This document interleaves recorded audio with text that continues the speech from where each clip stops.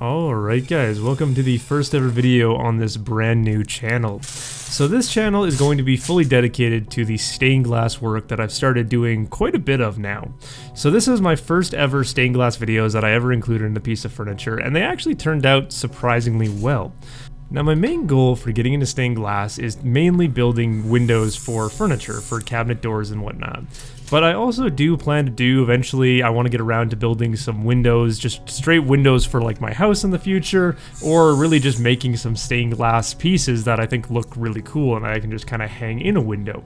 So honestly, I'm just very interested in the whole process of making these stained glass windows, so there will definitely be a lot more stuff coming to this channel very soon. But I figured with these very first windows, this was a very good place to start. And so the design of these windows is a little bit on the complicated side. There's a lot of small pieces, a lot of straight lines that I just wanted to kind of make work and figure out what I like. Now typically when you make windows in this fashion, you would use lead to help build this frame around the glass. But in this case, I'm going to be teaching myself how to work with zinc. But the main reason is because I grew up with this whole fear factor of lead. I don't really want to be introducing lead into my workshop. But also in the final pieces of furniture, because most of the windows I'm going to be making are going to be going into low down cabinets and whatnot, it's very easy for like my nephew or other little kids or even just animals to end up getting lots of lead exposure if these windows are getting touched or played around with, that kind of stuff. So by going with the zinc, I don't have to worry about any of those kind of potential toxicities coming from that metal. Now the downside to zinc is that it is much more challenging to work with. As you guys already saw earlier in the video, I have to use this little hobby metal cutting saw in order to actually cut the metal. You could also use a hacksaw, but I found that that little metal cutting saw does do a much better job. It also means that I can't do lots of bends and curves in that. Now you can bend the zinc metal pieces, but you have to buy a specific bending machine that helps support the metal and doesn't damage it. Whereas similarly, if you were to work with lead, you could do a lot of free-flowing curves and whatnot. But luckily, with my own style, the kind of the style of glass that I like, I don't really want to be doing too many free-flowing lines in that. I do really like these very square geometric patterns that are kind of perfectly suited to the zinc. So the zinc, in my opinion, it just works really well, and the benefit to working with the zinc right now is that in the future I can also work with other harder metals like brass or copper in order to make these windows. So I'll have a little bit more freedom in the future to kind of specifically design my windows, and especially the metal parts of the windows, to match whatever project I'm working on.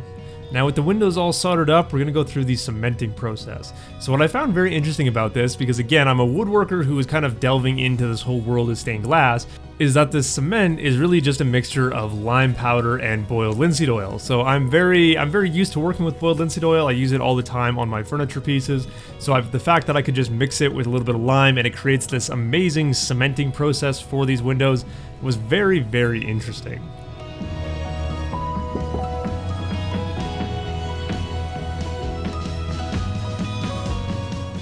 So moving on to probably the hardest part of this project is figuring out how to turn these zinc frames black, because there's a few different ways you can do it and really none of them are ideal, but some of them do work slightly better than others. So one of the recommendations I found a lot of people saying is that you just mask off the glass and put on a coat of spray paint. And at first I really liked this because you got a nice even consistent matte black color over all of the metal. It seemed to work really well. Until I started peeling off the tape on the opposite side and I could see just how much spray paint had ended up on the glass, and it looked absolutely horrible. So with a whole bunch of elbow grease and a ton of time, I went through with 4/0 steel wool, polished up all the zinc, and then I went for the chemical method. So the mixture of chemicals I'm using here is 50% patina for zinc and 50% patina for lead. The reason you're using that mixture is because the lead patina specifically reacts well with the solder. So by using that 50-50 mixture, you just end up with this really dark, rich black color. Now, I still have a lot to learn about how to do that properly, so these windows are not absolutely perfect, but I was very happy with the end result. And I think that kind of non-perfect black color that these frames end up taking on actually works a lot better. It brings in a lot of visual interest because much like the wood pieces of furniture that I'm putting these windows into, the wood has natural color variations in it as well. So this is the window in the kind of its final form in the piece of furniture I built it for. So as always guys, I do hope you enjoyed this video and I will see you in the next one.